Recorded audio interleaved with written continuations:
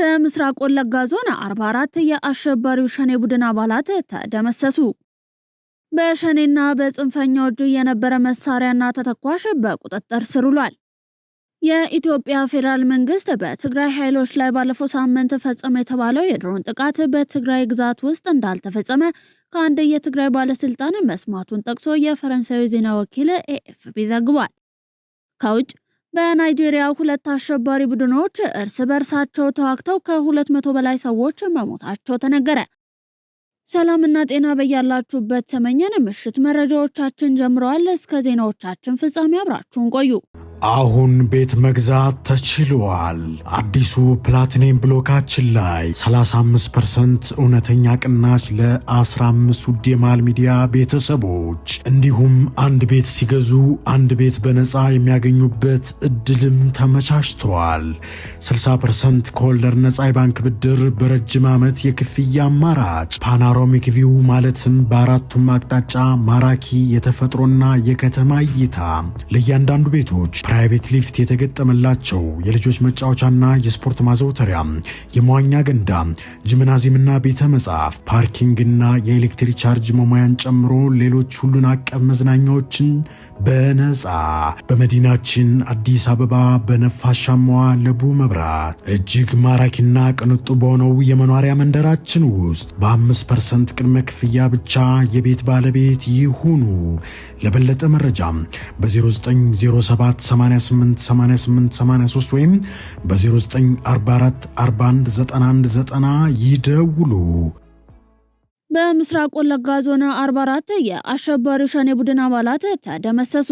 በምስራቅ ወለጋ ዞን በጊዳ አያና ወረዳ ቀበሌዎች የሽብር ተግባር ለመፈጸም ሲንቀሳቀስ በነበረው የአሸባሪው ሸኔ ላይ እርምጃ መውሰዱን የመብረቅ ክፍለ ጦር አስታውቋል። በምዕራብ እዝ የመብረቅ ክፍለ ጦር አዛዥ ሌተናል ኮሎኔል አይሸሹም በዚህ የሽብር ቡድኑ የህዝብን ሰላም ለማወክ ሲንቀሳቀስ ከህብረተሰቡ በደረሰ ጥቆማ መሰረት እርምጃ በመውሰድ 44 የቡድኑ አባላት ሲገደሉ 2 የቡድኑ አባላትን መማረክ ተችሏል ብለዋል። በርካታ የነፍስ ወከፍ መሳሪያና ተተኳሽ እንዲሁም የወገብ ትጥቆችን ጨምሮ ቦምቦች ተማርከዋል ያሉ ሲሆን የሰራዊቱ የግዳጅ አፈጻጸም ብቃትን ያልተረዳው ይህ የሽብር ቡድን ንብረቱንና የሰው ኃይሉን እያንጠባጠበ ለመሸሽ ቢሞክርም መደምሰሱ እንዳልቀረ አዛዡ ተናግሯል።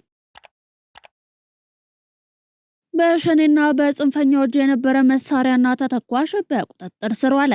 የስድስተኛው እዝ ጋሻ ክፍለ ጦር በሰሜን ሸዋ ዞን ደራ ወረዳ በመሸገው አሸባሪው ሸኔ ቡድን ላይ በወሰደው እርምጃ የጦር መሳሪያና ተተኳሽ በቁጥጥር ስር አውሏል።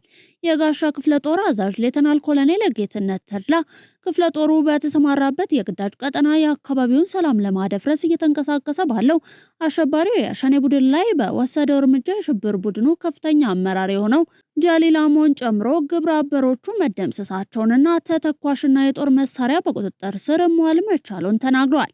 በተመሳሳይ በደቡብ ወሎ ዞን ወረባቦ ወረዳ የሚገኘው ክፍለ ጦር ለጽንፈኛው ቡድን የሕክምና መስጫ መድኃኒቶችን ጨምሮ መሳሪያዎችንና ተተኳሾችን በቁጥጥር ስር መዋሉን በቀጠናው የሚገኘው ክፍለ ጦር አዛዥ ገልጸዋል።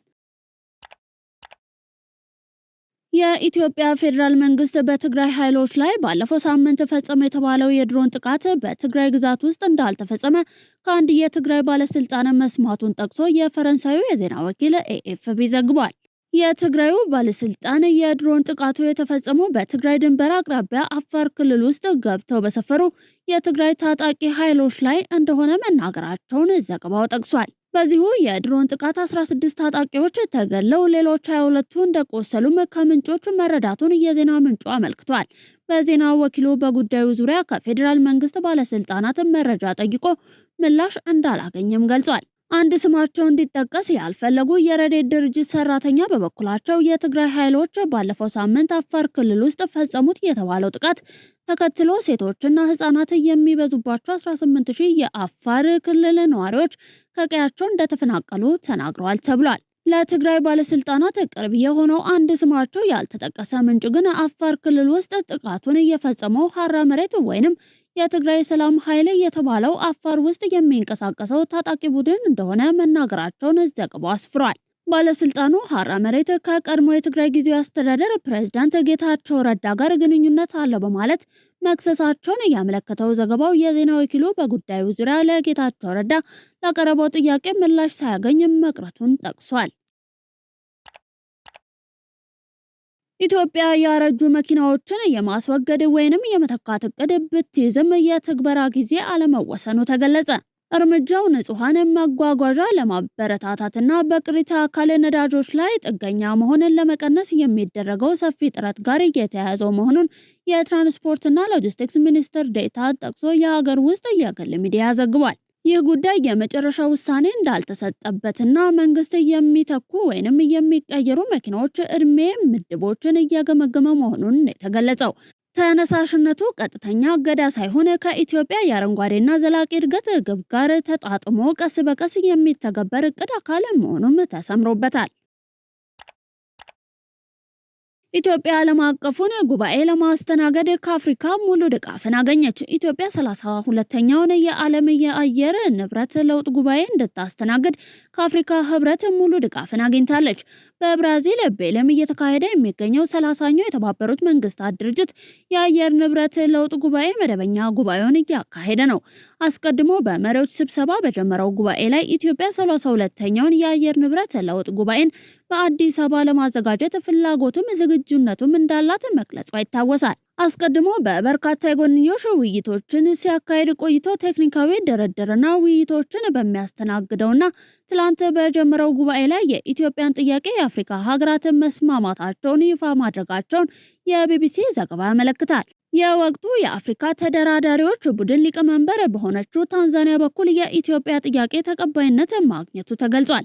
ይህንኑ አስመልክቶ በጉባኤው ንግግር እያደረጉት በብራዚል ባለሙሉ ስልጣን አምባሳደር ሉልሰገድ ታደሰ ኢትዮጵያ ጉባኤውን ለማስተናገድ ያቀረበችውን ጥያቄ አፍሪካውያን በመደገፋቸው ኢትዮጵያ ትልቅ አክብሮት አላት፣ እንደምታሳካው መተማመናቸውም አስደሳች ነው፣ ለዚህም ኢትዮጵያ ታመሰግናለች ማለታቸውንም አስነብቧል። አዲስ አበባ እንግዶቿን በሚመጥን ደረጃ ጉባኤውን ለማስተናገድ ዝግጁ መሆኗን ያረጋገጡት አምባሳደሩ ለኢትዮጵያ ጥያቄ ሌሎች ሀገራትም ድጋፍ እንዲሰጡ ጥሪ አቅርበዋል። ኢትዮጵያ የአየር ንብረት ለውጥ ዳፋን ለመከላከል እየወሰደቻቸው ያሉ ተግባራትና እርምጃ አዲስ አበባ ሁለተኛ የአፍሪካ የአየር ንብረት ለውጥ ጉባኤን ጨምሮ ታላላቅ ዓለም አቀፍ ኮንፈረንሶችን በስኬት ማስተናገዷ እንዲሁም በሁሉም ረገድ ያላትን ዝግጁነት በመግለጽ ጥያቄዋን ለዘንድሮ ጉባኤ በይፋ ማቅረቧ ይታወሳል። አምባሳደር ሉልሰገድ ታደሰ ኢትዮጵያ አሁንም የአየር ንብረት ለውጥን የመቋቋም ተግባራዊ እርምጃዎችን አጠናክራ እንደምትቀጥልም አረጋግጧል።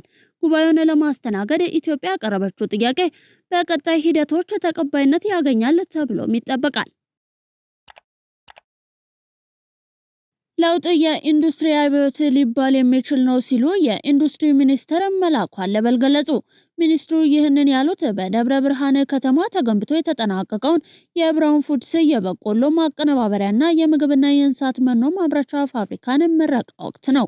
ከለውጡ በፊት በሰሜን ሸዋና ደብረ ብርሃን ከተማ 18 አምራቾች ብቻ እንደነበሩ አስታውሰው በአሁኑ ሰዓት በደብረ ብርሃን ከተማ ብቻ 105 እንዲሁም በሰሜን ሸዋ 87 መካከለኛና ከፍተኛ ኢንዱስትሪዎች መኖራቸውን ተናግረዋል። ይህም በአማካኝ በየዓመቱ 24 መካከለኛና ከፍተኛ ኢንዱስትሪዎች ወደ ስራ መግባታቸውን እንደሚያሳይ አንስተው መንግስት የኢንዱስትሪ ዘርፉን ለማሳደግ በኢትዮጵያ ታምርት ንቅናቄ ሰፋፊ ስራዎች መስራትም ችሏል ብለዋል።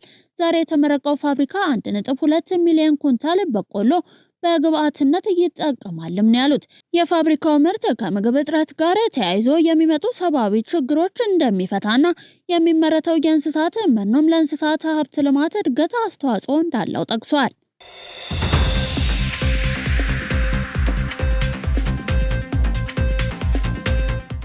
የምሽት መረጃዎቻችን እንደቀጠሉ ናቸው። ከባህር ማዶ ያዝናቸው አለፍን። ሳይንቲስቶች የጠፋውን 8ኛውን አህጉር ማግኘታቸውን ገለጹ። የስነ ምድር ተመራማሪዎች ዚላንዲያ የሚባል ጠፍቶ የነበረ አህጉር ማግኘታቸውን ገልጸዋል። አህጉሩ ከዚህ ቀደም በ17ኛው ክፍለ ዘመን በኔዘርላንድ ተመራማሪ ተገኝቶ የነበረ መሆኑን የጠቆሙት ሳይንቲስቶቹ የአህጉሩ ስፋት 1.89 ሚሊዮን ስኩዌር ማይል እንደሆነም አመልክተዋል። አህጉሩ በውሃ የተሞላ መሆኑንም ነው የተነገረው። ዚላንዲያ አሁን ላይ 8ኛው አህጉር ተደርጋ እውቅና ማግኘቷንም ገልጸዋል ሲል የዘገበው ዴይሊ ሜል ነው። በናይጄሪያ ሁለት አሸባሪ ቡድኖች እርስ በርስ ተዋግተው ከ200 በላይ ሰዎች መሞታቸው ተነገረ። በሰሜን ምስራቅ ናይጄሪያ ቦኮ ሃራም እና ኢስዋፕ ባደረጉት ውጊያ ነው የ200 ሰዎች ህይወት ማለፉ የተሰማው። ሁለቱ አሸባሪ ቡድኖች በአንድ ወቅት አንድ ላይ የነበሩ ቢሆንም በፈረንጆቹ 2016 ከተከፋፈሉ በኋላ እርስ በርስ መዋጋታቸው የተለመደ ነገር ነው። የናይጄሪያ ጦር አመራሮች 200 የኢስዋፕ አባላት ተገድለዋል ሲሉ፣ ቦኮ ሃራም በበኩሉ 4 ተዋጊዎቹን ብቻ ማጣቱን ተናግሯል። ሁለቱ አሸባሪዎች እርስ በርስ መዋጋት ከጀመሩ በኋላ ከባዱ ፍልሚያ ያሁን ስለመሆኑ ሲገለጽ፣ የናይጄሪያ የደህንነት ሰዎች የሁለቱ አሸባሪዎች እርስ በርስ መዋጋት ለኛ ጥሩ ነገር ነው ብለዋል። ጋና ለመንግስት ሰራተኞቿ የ9% የደሞዝ ጭማሪን አደረገች። ከመጪው የፈረንጆቹ አዲስ ዓመት ጀምሮ ይተገበራል የተባለው አዲሱ የደሞዝ ጭማሪም የጋናን ኢኮኖሚ ለማስቀጠል ያግዛል ተብሏል። የጋና የፋይናንስ ሚኒስትር ከሌሎች አካላት ጋር በመሆን የሰራተኞችን የስራ ሁኔታ ለማሻሻል እንደሚሰራም ገልጿል። የጋና የንግድ ማህበራት ኮንግረስ በበኩሉ የደሞዝ ጭማሪውን በበጎ እንደሚቀበለው ገልጾ መንግስት ጭማሪውን ዋጋ እንዳያጣ አዳዲስ ታክስ እንዳይጥልና የነበረው ምጣኔ እንዳይጨምርም ጠቅሷል። አዲሱ የደሞዝ ጭማሪም የጋናን ዕለታዊ ዝቅተኛ የክፍያ መጠን ከ19.97 ሴዲ ወደ 21.77 ሴዲ ከፍ አድርጎታል ተብሏል።